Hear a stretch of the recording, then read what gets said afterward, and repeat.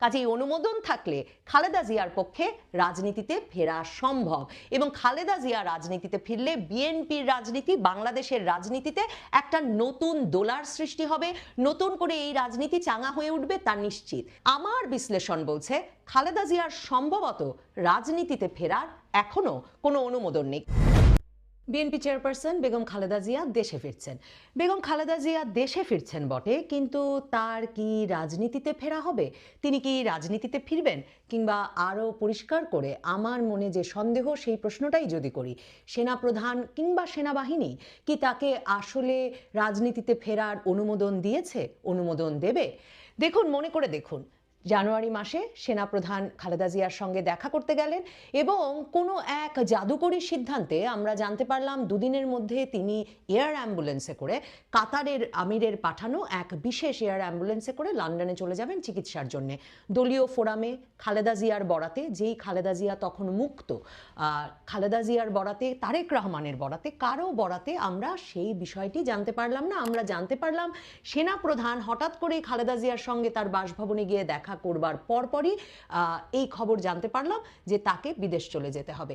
আসলে মনে করে দেখুন, আগস্ট মাসে শেখ হাসিনার পতনের দুদিনের মধ্যে খালেদা জিয়াকে মামলাগুলো থেকে মুক্তি দেওয়া হলো রাষ্ট্রপতির নির্বাহী আদেশের মাধ্যমে। এরপর থেকে আমরা কখনো খালেদা জিয়ার মুখ থেকে, খালেদা জিয়ার বরাত দিয়ে, তার দলীয় কোনো মুখপাত্রের মুখ দিয়ে কিংবা তার ছেলের মুখ দিয়ে তার বরাতে কোনো রাজনৈতিক বক্তব্য শুনি নাই। আমরা জানি না খালেদা জিয়া কবে নির্বাচন চান, আমরা জানি না খালেদা জিয়ার ইউনূস সরকার সম্পর্কে কি ধারণা, আমরা জানি না খালেদা জিয়া মনে করেন কিনা যে ইউনূস সরকার অন্তর্বর্তীকালীন সরকার হিসেবে যে দায়িত্ব পালন করছেন তাতে তিনি আস্থা রাখতে পারছেন যে তারা একটা সুনির্দিষ্ট সময়ে নির্বাচনী রোডম্যাপ দিয়ে দেবে। এই যে বিএনপির যে অস্থিরতা নির্বাচনের জন্য, নির্বাচনী রোডম্যাপ চাওয়া বারবার বিএনপির মির্জা ফখরুল ইসলাম আলমগীরের তরফে, মির্জা আব্বাসের তরফে, আমির খসরু মাহমুদের তরফে, কিংবা ভার্চুয়ালি বক্তব্য দান করা তারেক রহমানের তরফে, সেগুলোর সাথে কখনো আমরা খালেদা জিয়ার কি নির্দেশনা তাদের উপর আছে তা মেলাতে দেখি না। এখন রাজনৈতিক পরিস্থিতির ভাব দেখলে মনে হয় মির্জা ফখরুল ইসলাম আলমগীর, মির্জা আব্বাস, আমির খসরু মাহমুদ চৌধুরী এরা একটা বিএনপি করেন, আর খালেদা জিয়া যেন একটা অন্য জগতের বাসিন্দা। বাংলাদেশটি যখন ৮৪ বছরের এক এমন তরুণ চালাচ্ছেন, যে তরুণকে নাকি বারবার দরকার, অন্তত ৫ বছর দরকার, তিনি দেশে বিদেশে বিভিন্ন সাক্ষাৎকারে ২০ বছর পর বাংলাদেশকে কোথায় দেখতে চান সেসব বিষয়ে দিক নির্দেশনা দিচ্ছেন, অথচ খালেদা জিয়াকে মিডিয়ার ভাষ্যে এক রকমের জীবন মৃত করে রাখা হয়েছে, তো যেন তিনি কথা বলতে পারেন না, যেন তার বোধবুদ্ধি লোপ পেয়েছে, যেন তিনি এক বিগত সময়ের, মানে অন্য ইতিহাসের, অন্য সময়ের কোনো এক কালের এক নেতা, যার সম্পর্কে লেখার সময় এমনভাবে লেখা হচ্ছে যেন বর্তমানে বা ভবিষ্যতে তার কোনো মতামত থাকতে পারে না। খালেদা জিয়া দেশে ফিরছেন, সেটা আমি বরাবরের মতো যেমনটা বলি, একটা মোড় ঘুরানো ঘটনা হতে পারে বাংলাদেশের রাজনীতিতে, যদি তার রাজনীতিতে ফেরার অনুমোদন থাকে। কি বিস্ময়কর, আগস্ট মাসের ৬ না ৭ তারিখে তিনি সকল মামলা থেকে মুক্ত হয়ে গেলেন, কিন্তু জানুয়ারি মাসে দেশ ত্যাগের আগ পর্যন্ত তিনি রাজনৈতিক একটি মন্তব্য করলেন না। কি বিস্ময়কর, আগস্ট থেকে জানুয়ারি পর্যন্ত তার সঙ্গে নিয়মিত মির্জা ফখরুল ইসলাম আলমগীর কিংবা স্থায়ী কমিটির সদস্যদের দেখা সাক্ষাৎ হচ্ছে, এমন কোনো তথ্য আমরা জানতে পারলাম না। এমনকি ঈদের পর তারেক রহমানের বাড়িতে বসে লন্ডন থেকে তিনি যে ভার্চুয়ালি যোগ দিয়ে কুশল বিনিময় করলেন তার দলীয় নেতাকর্মীদের সঙ্গে, সেই সময়ও দলের শীর্ষ নেতৃবৃন্দের সঙ্গে কুশল বিনিময়ের সময়ও ভুলে তিনি একটি রাজনৈতিক বাক্য উচ্চারণ করেননি, কিংবা তিনি কোনো রাজনৈতিক বাক্য উচ্চারণ করেছেন সে কথা ভুলেও তার দল, তার পুত্র কেউ উল্লেখ করেনি, সংবাদ মাধ্যম তো বলবার সুযোগই পায়নি। তার মানে খালেদা জিয়াকে সম্পূর্ণত রাজনীতি থেকে আলাদা করে ফেলা হয়েছে। ২০০৮ সালের সেপ্টেম্বরে ২০০৭-এ ১/১১ সরকার আসবার পরপরই তারেক রহমান গ্রেফতার হওয়ার পর থেকে খালেদা জিয়ার, এমনকি নিজে গ্রেফতার থাকা অবস্থায়ও, তার মূল লক্ষ্য ছিল বরাবর তার ছেলেদেরকে, যাদেরকে সাবেক সেনাপ্রধানের পুত্র হওয়া সত্ত্বেও সেনা হেফাজতে ১/১১ সময়কালে ব্যাপক নির্যাতন নির্যাতন করা হয়, তারেক রহমান তাকে ঝুলিয়ে রাখা হতো ঘন্টার পর ঘন্টা, তাকে এমনভাবে প্রহার করা হলো যে তার মেরুদণ্ডের হাড় ভেঙে গেল। এই সকল কিছু অত্যাচারের মধ্যে তার পুত্ররা আছেন সেটা জেনে মা খালেদা জিয়ার পুরো ১/১১ সময়টা কেটেছিল তার পুত্রদেরকে মুক্ত করে আনতে এবং তার পুত্রদেরকে মুক্ত করে যে কোনোভাবে বিদেশ পাঠাতে। এবং আমরা যারা ১/১১ সময়ের রাজনীতি এবং কি ঘটনা প্রবাহ ঘটছিল তা মনে রেখেছি, আমাদের মনে থাকবে ছোট ছেলে আরাফাত রহমান কোকোকে খালেদা জিয়া যদিও বা তৎকালীন সেনাবাহিনীর সঙ্গে আলোচনার সাপেক্ষে বিদেশ পাঠিয়ে দিতে পারলেন, তারেক রহমানকে মুক্ত করে বিদেশ পাঠাতে তাকে অনেক কাঠখড় পোড়াতে হয়েছে।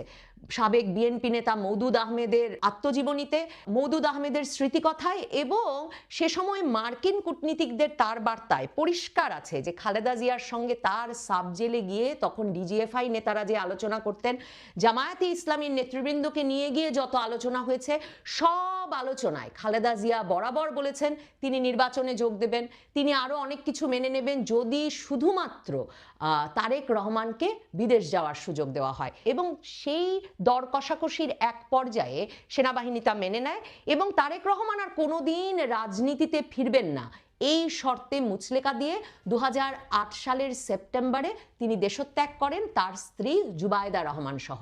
সেই জুবায়দা রহমান এখন খালেদা জিয়ার সঙ্গে ১৭ বছর পর দেশে ফিরছেন। জুবায়দা রহমান কি হতে যাচ্ছেন পরবর্তী নেতা? বিএনপির হাল ধরতে যাচ্ছেন তার মানে তারেক রহমানের স্ত্রী? তারেক রহমান যে আপাতত দেশে ফিরবেন না বা তার এখনো দেশে ফেরার অনুমোদন নেই সেটা তো বোধহয় এই ৮-৯ মাসে আমাদের কাছে পরিষ্কার হয়ে গেছে। মামলাগুলো উঠেছে বটে, কিন্তু অনেক মামলার ক্ষেত্রেই সরকার বলে রেখেছে যে তারা আপিল চালিয়ে যাবে। আর কোনো গ্রিন সিগন্যাল পেলে যে এতদিনে তারেক রহমান দেশে থাকতেন তা তো একরকম নিশ্চিত। তার মানে সেনাবাহিনীর কাছ থেকে, যেই সেনাবাহিনীকে ২০০৮ সালে মুচলেকা দিয়ে যেতে হয়েছিল তারেক রহমানের যে তিনি আর রাজনীতিতে ফিরবেন না, সেই সেনাবাহিনীর কাছ থেকে এখন পর্যন্ত কোনো ক্লিয়ারেন্স বা কোনো বার্তা তারেক রহমান বা খালেদা জিয়াকে দেওয়া হয়নি যে তারেক রহমান দেশে ফিরতে পারেন। জুবায়দা রহমানের বিরুদ্ধেও ২০০৮ সালের ১১ই সেপ্টেম্বর তারেক রহমান আর জুবায়দা রহমান দেশত্যাগের পর সে সময়কার সেনা সমর্থিত সরকার ১/১১ সরকার জুবায়দা রহমানের বিরুদ্ধে একটা মামলা করেছিল। সেই মামলায় জুবায়দা রহমানের সাজা হয়, অর্থদণ্ড হয়। সেই মামলার সাজাও এই ৫ই আগস্টের পর স্থগিত করা হয়েছে। জুবায়দা রহমান দেশে ফিরছেন, তিনি আইজিকে চিঠি লিখেছেন যাতে তাকে নিরাপত্তা দেওয়া হয়। তার বাপের বাড়ি, তার বাবা জিয়ার আমলে, প্রেসিডেন্ট জিয়ার আমলে নৌবাহিনী প্রধান ছিলেন, তারপর এরশাদ আমলে মন্ত্রী ছিলেন, সেই বাবার বাড়িতে তিনি থাকবেন এবং বাবার বাড়িতে যাতে আর্চওয়ে তৈরি করে পুলিশ প্রহরা দিয়ে তাকে নিরাপত্তা দেওয়া হয়। তার মানে জুবায়দা রহমান কি ঢাকায় একটা দীর্ঘ সময়ের জন্য আসছেন? জুবায়দা রহমান বিএনপির হাল ধরবেন এই জল্পনা ২০১৮ সালের নির্বাচনে যখন বিএনপি যোগ দেওয়ার সিদ্ধান্ত নিতে যাচ্ছে বলে মনে হচ্ছিল বা পরবর্তীতে নিল, তার আগে থেকেই এই জল্পনাটা বেশ জোরদার ছিল বিএনপির ভেতরে। কারণ তারেক রহমান হাওয়া ভবন কেন্দ্রিক ঘটনা ঘটিয়ে একদিকে যে সেনাবাহিনীর কাছে একেবারে অগ্রহণযোগ্য, বাংলাদেশ সেনাবাহিনী কোনোভাবেই আর তারেক রহমানকে রাজনীতিতে ফিরতে দিতে চায় না, কারণ তারা যে অপরাধ তারেক রহমানের সঙ্গে করে ফেলেছে সেনা হেফাজতে তাকে নিয়ে, তিনি যদি প্রধানমন্ত্রীত্বের পদে যান বা তিনি যদি সরকার প্রধান হয়ে বসেন, তাহলে সেনাবাহিনীর সাথে এই তারেক রহমানের সম্পর্কটা বা বিএনপির সম্পর্কটা কেমন দাঁড়াবে, সেই জায়গায় সেনাবাহিনীর একটা শঙ্কা আছে। তারেক রহমানের হাওয়া ভবন কেন্দ্রিক ঘটনা প্রবাহের কারণে ইউরোপীয় ইউনিয়ন সহ ইউরোপ, আমেরিকার যে দূতাবাসগুলো কিংবা তাদের যে কূটনৈতিক মহল বা এই দেশগুলো চায় না যে প্রধানমন্ত্রী পুত্র হিসেবে দুর্নীতির এমন অভিযোগ যেই নেতার বিরুদ্ধে তিনি এসে আবার বিএনপির হাল ধরুন।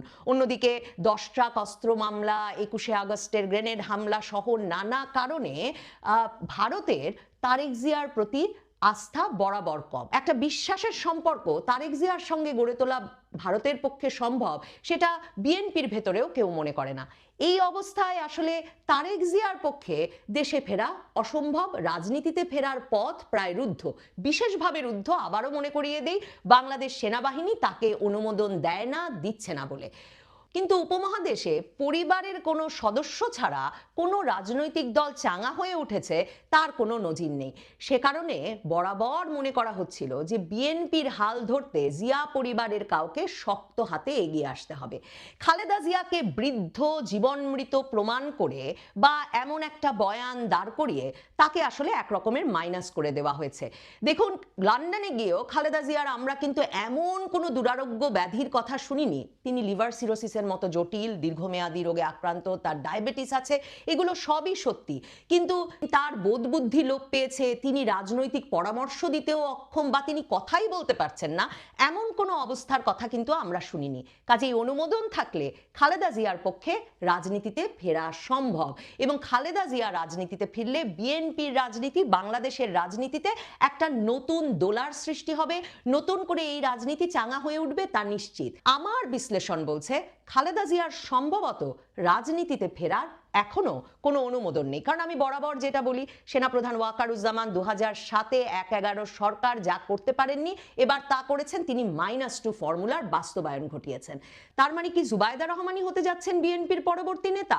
আসলে জিয়া পরিবারের কেউ হাল না ধরলে এই মির্জা ফখরুল ইসলাম আলমগীরের বিএনপি কিংবা মির্জা আব্বাস অথবা আমির খসরু মাহমুদ চৌধুরীর বিএনপি দিয়ে আসলে পুরো দলকে সারা দেশে ঐক্যবদ্ধ করা যেমন অসম্ভব, তেমনি 17 বছর ধরে তারা যেমন ঈদের পর আন্দোলন করবেন বলে আন্দোলন কখনোই দানা বাঁধিয়ে উঠতে পারেননি, এই ইউনূস সরকারের আমলেও এই নেতৃবৃন্দকে দিয়ে আসলে শেষ পর্যন্ত নির্বাচনের দাবি আদায় করে উঠতে পারবে এই দল বিএনপি, তার কোনো আশা নেই। তার মানে জুবাইদা রহমান হয়ে উঠতে পারেন বিএনপির পরবর্তী আশার প্রতীক। এখন তাহলে দেখতে অপেক্ষা করতে হবে জুবাইদা রহমানের রাজনীতিতে আসার